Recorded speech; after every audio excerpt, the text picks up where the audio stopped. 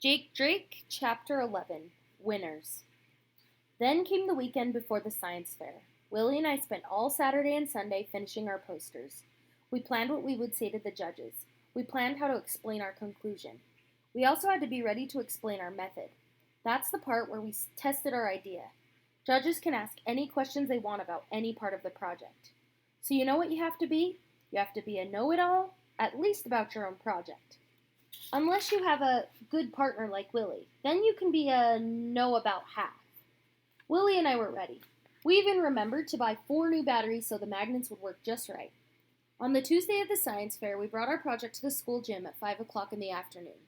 That was part of the rules. We had an hour and a half to get everything ready. Then the judging would start at 6:30. The gym was like a pot of water on a stove. The whole place felt like it was humming and bubbling, getting ready to boil over. Kids were everywhere, and so were parents. Both my dad and Willie's dad came along to help us hang up our posters. Willie's dad had gone to an office store for us. He got one of those tall cardboard fold-up things. It was just the right size to hold our 3 posters. There were numbered tables in rows up and down the floor, and there was a list of names by the door. Next to every name, there was a number, and ours was 45. Table number 45 was a good one, right along the back wall, except that it was next to table number 46, and table number 46 was Kevin Young's table. It was hard not to look at Kevin's stuff. He had 3 posters just like ours, except his didn't look like ours. We had used markers to write the biggest words on our posters. He had used colored pencils and crayons to make our drawings. We had written out our words by hand. Not Kevin. All the writing on his posters had been printed out from a computer, and so had his pictures. All the papers and letters and pictures had been glued onto Kevin's posters. We had glued some things onto our posters, too. We had some drawings and a great picture of a junkyard electromagnet holding up a crushed car. It's hard to glue stuff right, so some of our pictures had some little bumps and ridges in them, and so did our writing papers. Not Kevin's. I don't know how he did it, but every picture and all his writing was glued down perfectly flat. My dad looked at Kevin's posters. He nodded at Kevin's dad and said, "Great posters." Kevin's dad looked a lot like Kevin. He had the same red hair and blue eyes. He smiled at my dad and said, "Thanks, we worked pretty hard on them." See that? How Kevin's dad said, "we"? I looked around at the other projects near us, and most of them looked like grown-ups had helped too. It didn't seem very fair. All of a sudden, I wished that I had let my dad help us, because deep down, I still thought it would be nice to win that Plutonium-12 computer. Kevin looked over at our stuff once or twice, and I thought I saw him smile a little, but it wasn't a nice smile. It was a put-down smile. But we had too much to do to think about Kevin for very long. We got our magnets wired up. We got our cans of soup and tuna stacked up. We laid out the notebooks and our method records. And when everything was set up, we had 45 minutes left over, so our dads took us out for hamburgers and chocolate shakes. The food was good, but Willie and I were pretty nervous. At 6:30, the judges started. There were 6 of them, science and math teachers from the junior high school. First, they all just walked together up and down the rows of tables. Then they started at table number 72, the last table, and we had to wait and wait and wait. It took a long time for the judges to get to our row. Then it was another 10 minutes before they got to Kevin at table 46. It was good to hear the judges ask questions before it was our turn, and Kevin was good at answering them. He really was. He had done his experiment making ants learn how to go through a maze. He wanted to show if ants can't smell, they get lost. Ants leave something like an odor where they walk, and if one ant gets through the maze, it leaves a trail so others can follow. So after one ant went through the maze, Kevin let another one go, and it followed the same path. Then he painted the maze with lemon juice, let it dry, and let another ant go. The second ant got lost, so Kevin proved his hypothesis was right. It was a good project, even if Kevin did get help from his dad. Then it was our turn. This lady judge started. She asked Willie to explain what we wanted to prove. Willie pointed at our posters and told how electromagnets work, and how we wanted to see what made the bigger difference, more wire or more power. He was great. Willie smiled and he sounded like he was having fun, because he was, and I could tell the judges liked that. Then it was my turn. I had to explain our method. I took it slow, step by step, and while I talked, Willie hooked up the red magnet to 2 batteries and lifted up 2 cans of tuna. Then he added 2 more batteries and picked up 4 cans. Then Willie took over talking. I hooked up 2 batteries to the blue magnet and one that had more wire on it. And with 2 batteries, the blue magnet would pick up 4 cans. and with 4 batteries, it picked up 8 cans of tuna. I could tell that the judges liked what we were doing. Our results were different from what we had thought they would be, but we explained it, all in our conclusion just right. We used the scientific method.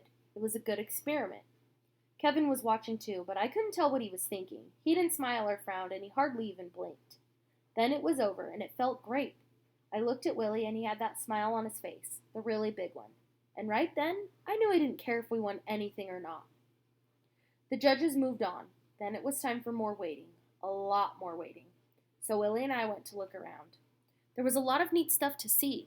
There were projects about cameras, about fruit, earthworms, carbon dioxide from plants, fruit flies, fossils, hot air balloons, soap bubbles, different kinds of sand, and a really great one on electric guitar sounds.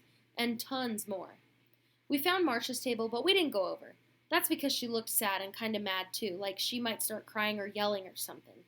Her posters looked great. There was this upside-down cake pan inside a box with a window cut in one side. The pan was hanging above a little light bulb. I could tell from the posters that the pan had some grass growing from it. Willie said, "What's wrong with her?" I shrugged and didn't say anything, but I thought I knew why. Maybe it was because if you always feel like you have to be the best, it's hard, because a lot of the time someone else does just as well or even better. Anyway, we kept walking. We looked at all the 3rd grade projects, and after I saw them all, I knew which one was going to win. There wasn't any question about it. About half an hour later, it was time for the announcements. Everyone went into the auditorium. Willie and I sat in the 10th row, and our dad sat behind us. Mr. Lenny Cordo was there, and all the computer boxes were stacked up on the stage. It was pretty exciting. The judges announced the 5th grade winners first. Ellen Stone won grand prize. She'd done the project about the electric guitar sounds. And 2nd place went to Mark Nixon for a project about temperature and soap bubbles. The 4th grade winner was Charles Leclerc. He had studied the hardness of different kinds of rocks. And 2nd place went to Amy Martin's project about veins in leaves. Then it was time for 3rd grade. My dad put his hand on my shoulder and gave a little squeeze. And the winner was Pete Morris, just like I knew it would be. Pete had done this project about insect eggs and how different daylight hours make the eggs hatch.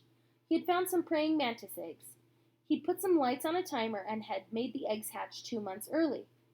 It was like he'd tricked them into the light, and there was this big glass box with about 20 baby praying mantises walking around on their little green legs. The great thing was that Pete had started his project back in October. That was almost 3 months before Miss Carp announced the science fair. He wasn't doing the project to try to be better or smarter than anyone else, and he didn't do it to try to win a new computer. He did it because he really wanted to figure something out. Like I said, Pete's a science kid. Willie and I were standing up, clapping for Pete. Then the head judge said, "And 2nd prize in 3rd grade goes to Phil Willis and Jake Drake for their project on electromagnets." Then they called all of us up onto the stage, and we had to shake hands with the judges, and then Miss Carp and Mr. Lenny Cordo. And Willie and I each got a silver trophy that said, "2nd place, 1st annual Desprez Elementary School Science Fair." It was the best thing I ever won, and it wouldn't have been half as much fun without Willie there smiling his biggest smile at me. We went back to the gym to take our project apart. Kevin and his dad were there at table 46. His dad looked kind of mad, but Kevin didn't. He said, "Nice trophy." I said, "Thanks, I thought your project was really good." Kevin said, "I guess. Too bad you didn't win 1st place." I said, "Yeah." But really, I didn't think it was too bad. I was happy with 2nd place, and here's why. You see, Pete's project was the best. He would have won no matter what. And 2nd place? Maybe I could have won 2nd place all by myself, but I don't think so. Willie did a lot to make the project better. Plus, we had fun. Plus, we did it all ourselves. The best part about the science fair was that suddenly it was all over. I didn't have to think about it anymore. I didn't have to keep track of all those papers and batteries and pieces of wire. When I took everything apart, Willie kept the blue magnet and I took the one with the red wire. Whenever I open my junk drawer now, there it is. But the trophy is on my shelf. I keep it there to remind myself that there's one thing I never want to be again. Ever.